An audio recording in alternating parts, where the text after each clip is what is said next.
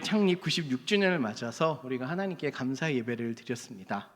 특별히 오늘 오전에 2부 예배에서는 미래 세대와 함께 우리 가정이 모여서 예배를 드리게 되어서 더 큰 의미가 있었던 것 같습니다. 실제로 이렇게 아이들이 함께 예배를 드리고 또 이렇게 아이들이 지내는 것을 보니까 아이들의 소리들이 참 좋고 또 함께 예배하는 모습들이 참 귀하게 보여서 참 은혜가 되고 또 감사하기도 했습니다. 물론 이렇게 보니까 애들이 되게 분주해하기도 하고 또 애들이 많으니까 되게 시끄럽기도 하고 또 예배에서 이렇게 힘들어하는 모습을 보면서 좀 여러 가지 생각이 들기도 했습니다. 그런데 아이들의 예배는 너무 엄숙하고 조용하면 아이들답지 못한 예배인 것 같습니다. 아이들은 아이들답게 좀 시끄럽기도 하고 왁자지껄하기도 하고 이렇게 예배를 드려야 되는데, 그래서 아이들의 예배는 축제와 같아야 되는데 기쁨과 웃음과 행복이 넘치는 예배가 되어야 하는데 라는 생각을 가지고 있습니다. 특별히 이렇게 2부 예배 드리신 분들은 아시겠지만 갑자기 토끼 탈을 쓴 토끼가 찬양 중에 뛰어나와서 함께 찬양하는 것들이 아이들한테는 되게 신선하고 또 추억에 남는 예배가 되었을 것 같습니다. 그래서 아이들이 집에 가서 교회에서 어땠냐라고 물어봤을 때 아이들의 말에 은혜 받았습니다 나오면 좀 이상한 것 같아요. 아이들은 항상 이렇게 좋았어, 재미있었어, 즐거웠어, 뭐 다음 주에 또 교회 가고 싶어 이런 얘기를 하면은 아이들은 그게 은혜 받은 거다라는 생각이 듭니다. 아이들의 교회에서의 경험이, 그 예배에서의 경험, 그것들이 기쁨이 되어야 되고 또 전도사님과 선생님들을 만나면서 이 사랑을 느끼게 될 때 아이들은 그 경험들을 통해서 교회라는 되게 기쁜 곳이구나, 행복한 곳이구나, 또 하나님을 예배한다는 이런 거구나 라는 것들을 경험하게 될 때 평생의 신앙의 기초가 쌓이게 된다는 것입니다. 그래서 오늘 96주년 이 감사 예배는 우리가 함께 예배를 드리면서 또 우리를, 또 우리 가정을, 세대를 이어가며 우리 가운데 축복하신 하나님께 감사를 고백하며 예배를 드리고자 했습니다. 그리고 예배를 마치고서 아이들은 또 키즈 어드벤처에서 상당히 많은 아이들이 놀더라고요. 2부 예배 끝나고 잠깐 가봤는데 아이들이 너무 많아서 왁자지껄한 게 더 큰 공간이 있어야 되나 생각이 들 정도로 상당히 많은 아이들이 있었습니다. 우리 교회가 96주년을 지나면서 좋은 때도 있었고 은혜의 시절도 있었고 또 힘들 때도 있었을 줄로 믿습니다. 그런데 우리가 이렇게 세대를 이어가면서 함께를 예배를 드리면서 또 다른 미래의 100년을 준비할 때 우리의 미래 세대가 복음으로만 살고 하나님 안에서만 참된 행복을 누리게 되기를 소망합니다. 그래서 오늘 우리의 예배가 미래를 그려가는, 자녀들이 그들의 예배를 만들어갈 그 시대의 밑그림이 되었으면 하는 소망이 있습니다. 이러한 소망과 기대와 함께 우리들, 지금 예배에 함께 모여있는 우리 성도님들, 윗세대, 부모 세대들이 반드시 해야 할 것이 있습니다. 그것은 다음 세대, 우리 미래 세대, 자녀들을 위한 기도입니다. 물론 부모님들은 내 아이들을 위해서 많은 기도를 하고 있습니다.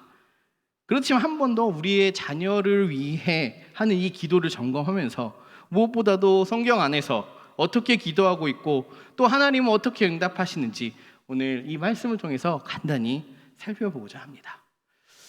여러분, 오늘 본문의 이야기는 그 하갈에 대한 이야기입니다. 창세기는 이제 성경 통독을 하면서 가장 먼저 읽게 되는 책이기 때문에 상당히 많은 부분들을 알고 계실 줄 믿습니다. 근데 그 중에서도 하갈의 이야기로 꼽을 수 있습니다. 여러분, 성경에서 하갈을 어떻게 여러분들을 읽고 있나요? 우리는 보통 이렇게 아브라함 중심으로, 사라의 중심으로 보다 보니까 하갈을 사라와 이 대척점에 있는 사람, 그 여인으로 보게 됩니다. 그렇게 보다 보면 사라를 아브라함의 아내로, 하나님의 택한 사람으로 선한 쪽에서 보게 되고, 하갈은 아브라함과 하나님으로부터 버림받아 쫓겨난 여인으로서 좀 죄와 악의 관점에서 이렇게 보게 됩니다. 그래서 하갈을 내쫓은 것이 우리 안에 있었던 죄를 벗어낸다라는 느낌으로서 보게 됩니다. 하나님의 예언을 통해 낳은 아들은 이삭이고, 그 어린 아기 이삭을 놀리다가 쫓겨난 이스마엘, 이 관계도 선과 악으로서, 또 선과 죄로서, 택함받은 자와 버림받은 자로서, 하나님을 믿음으로 태어난 자와 인간의 믿음 없음으로 이 결과로서 나타난 잉태된 자로서 이 대립되는 구도 속에서 보게 됩니다. 그런데 성경을 잘 읽어보면 성경은 그렇게 선과 악을 말하고 있는 것이 아닙니다. 선택과 버림의 구도로서 이 본문을 이야기하고 있는 것이 아닙니다. 그럼 어떤 이야기를 하고 있을까요? 결론적으로 보면 비록 아브라함이 하나님의 언약을 믿지 못하고 자신의 노력의 방편으로서 하갈이라는 여인을 취하여 아들을 낳았지만 하나님은 그것도 인정해 주시고 합력하여서 선을 이루신다라는 겁니다. 그럼 사실 아브라함이 하나님의 약속이 있은 이후에 하갈을 취해서 대를 잇게 하는 것은 자신이 할 수 있는 가장 최선의 노력이라는 것입니다.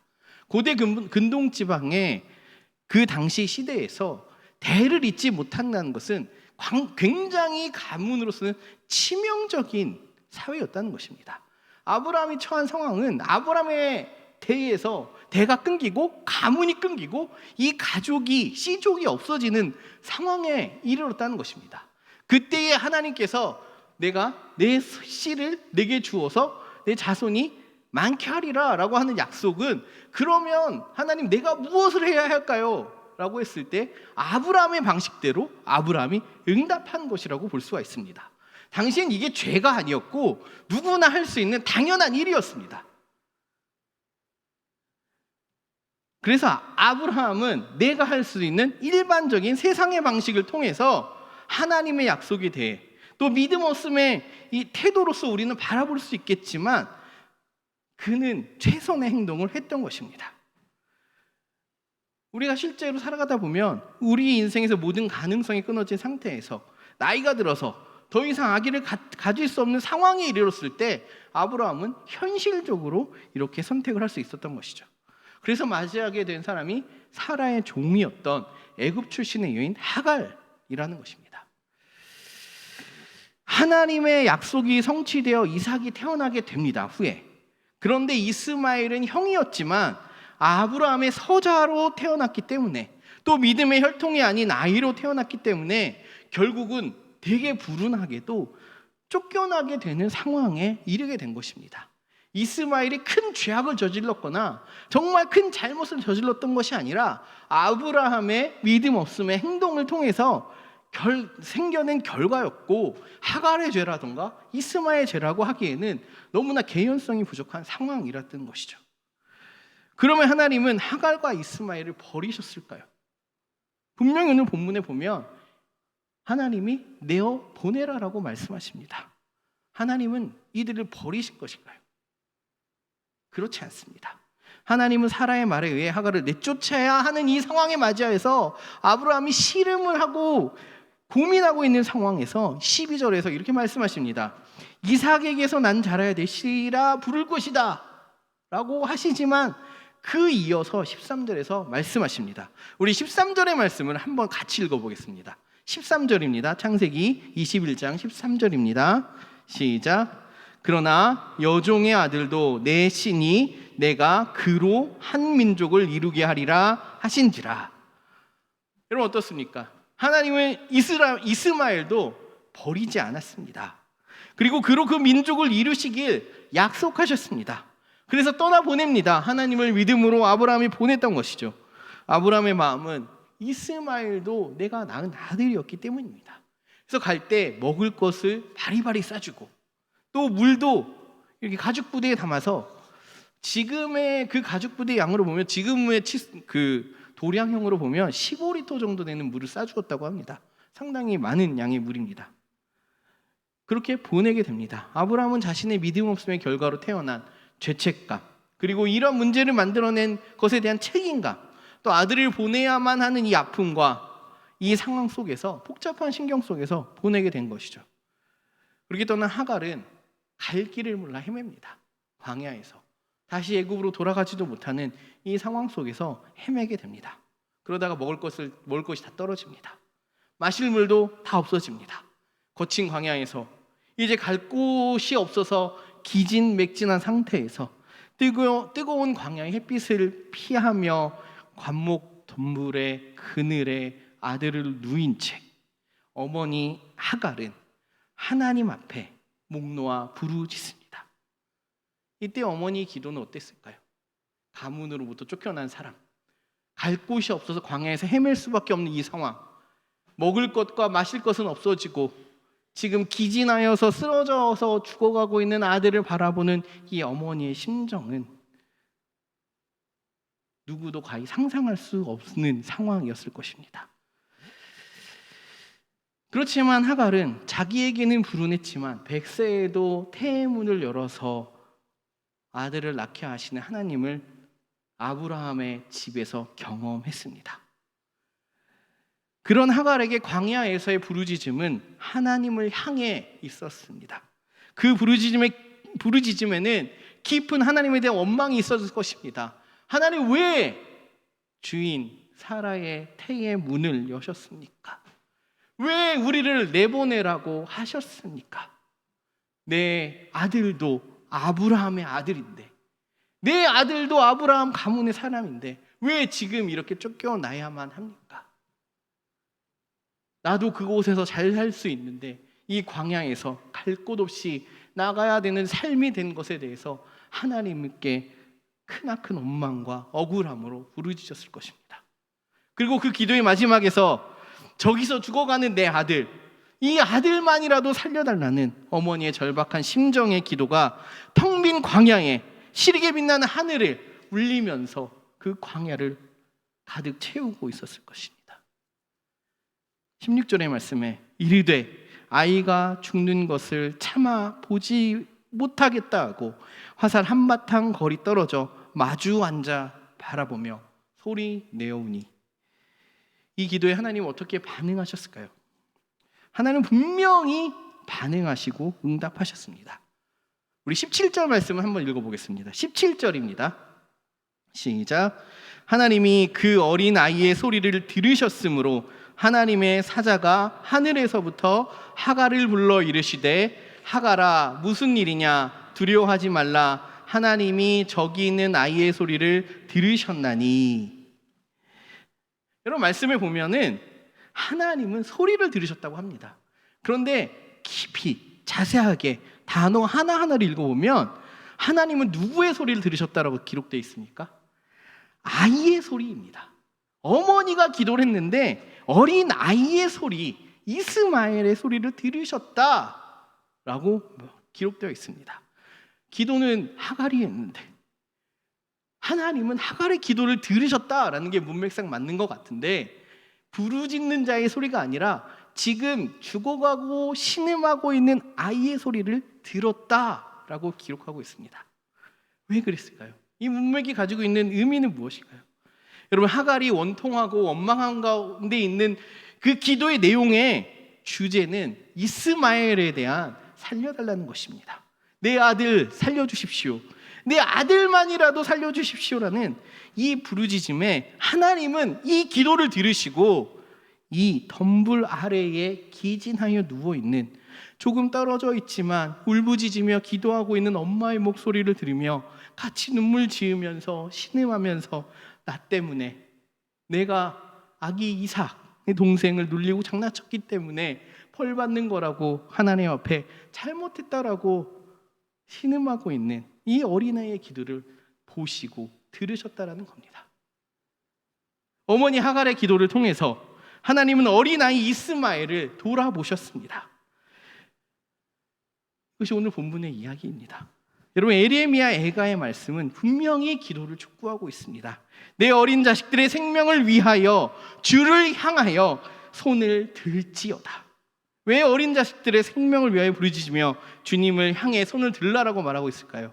그것은 에레미야 애가의 상황에서 무너진 바벨론에 의해서 이미 무너진 나라, 회파되고 나라를 잃어버리고 성읍들이 이 무너져서 먹고 살 길이 없고 절대적으로 힘겨운 상황에 처해서 전쟁의 피해로 인해서 고통당하고 있는 이 상황 속에서 하나님께 기도하라고 말하고 있는 것입니다. 그래서 선지자는 아이들의 생명을 위해서 부르짖고 손을 들고 기도하라고 말하고 있습니다. 그리고 하나님은 아이들을 위해서 기도할 때에 아이들에게 주목하신다라고 라고 약속하고 있습니다. 여러분, 작년 우리나라 사람들의 총 사망자 수는 31만 8천 명 정도 된다고 합니다. 이들의 나이의 평균을 이렇게 재보면 76세 정도 된다고 합니다. 그런데 놀라운 건 이들 중에서 자살로 죽은 사람, 돌아가신 분들의 숫자가 12,668명입니다. 즉 총 사망자의 4%가 극단적 선택을 위해서 죽었다라고 합니다. 그런데 이들 중에서 연령을 구분해 봤습니다. 10대, 20대, 30대로 구분해 봤을 때 이 10대에서 30대까지의 자살로 인한 사망이 OECD 국가 중에 단연 1위를 달리고 있다고 합니다. 10대는 10만 명당 6.5명, 20대는 10만 명당 21.7명, 30대는 10만 명당 27.1명이 자살로 인해서 극단적 선택으로 세상을 떠났다는 것입니다. 여기서 10대만 놓여보면 10만 명당 6.5명이라고 계산했을 때 우리나라 인구가 5천만 명이라고 했을 때 3,250명이 작년 한 해 10대 청소년이 자살로 인해서 죽었다는 결과를 볼 수가 있습니다. 즉 작년에 하루에 9명, 8명, 10명 남짓한 청소년이 매일마다 죽었다는 것입니다. 자살을 하고 살기를 포기했다는 것입니다. 되게 놀라운 수치입니다. 지금도 어쩌면 죽어가고 있는 것이죠. 그것을 최근 몇 년간 통계를 보면 매년 자살자 수가 늘어가고 있습니다. 교육청 통계와 경찰청 통계가 다르지만 경찰청 통계로 봐도 계속해서 그 숫자는 계속 늘어나고 있는 상황이 있습니다.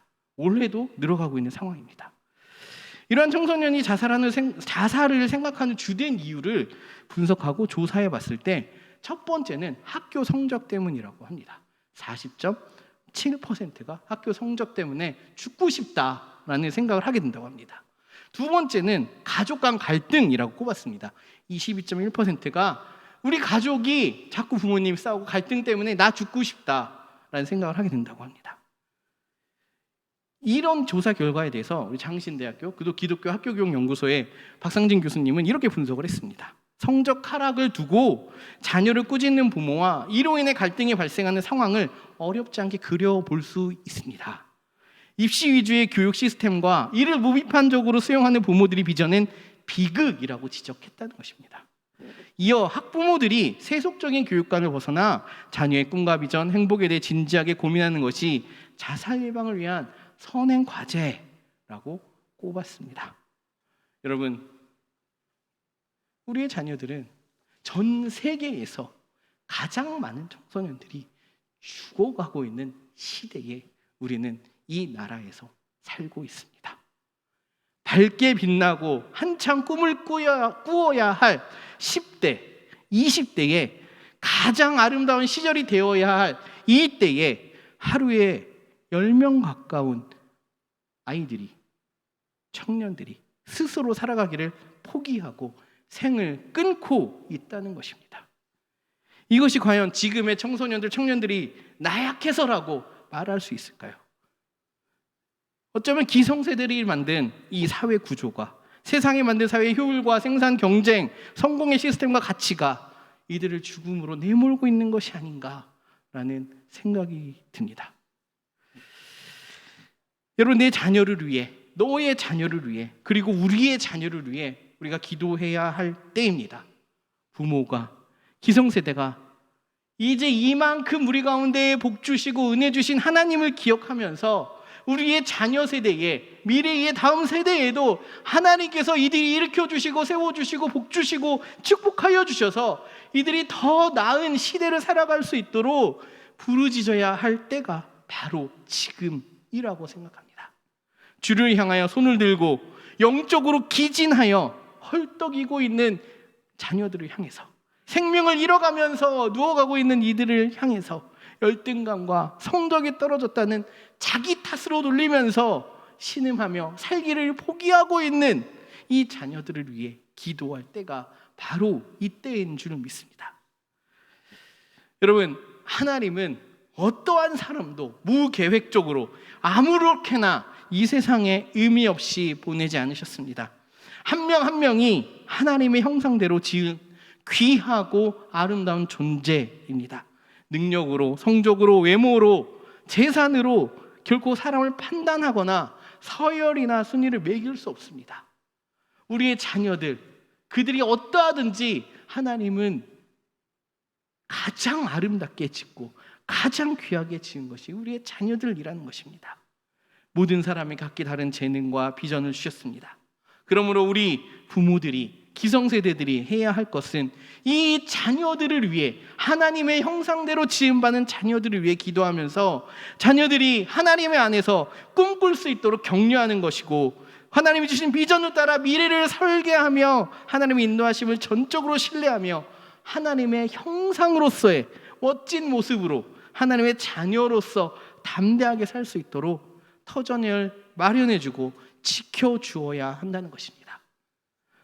그러므로 우리가 모일 때마다, 기도의 자리마다 자녀들을 위해서, 미래 세대를 위해서, 다음 세대를 위해서 기도하기를 바랍니다. 앞으로의 시대, 또 가깝게는 마포교회의 미래에, 또 이 자녀들 한 명 한 명이 살아갈 수많은 날들에 하나님의 복음의 역사가 나타나 하나님의 일하심과 하나님의 역사가 이 자녀들을 통해 온 세상에, 다음 시대에도 계속해서 나타나기를 소망함으로 함께 기도하기를 바랍니다. 그래서 우리가 이 기도의 부름 가운데 하나님 앞에 응답하며 손들고 부르짖으며 나아갈 때에 하나님의 돌보시고 회복하시고 평안케 하시고 소망을 주시는 은혜가 모든 성도들에게, 또 우리의 모든 자녀들에게, 미래 세대들에게 있기를 기도하고 축복합니다. 기도하겠습니다.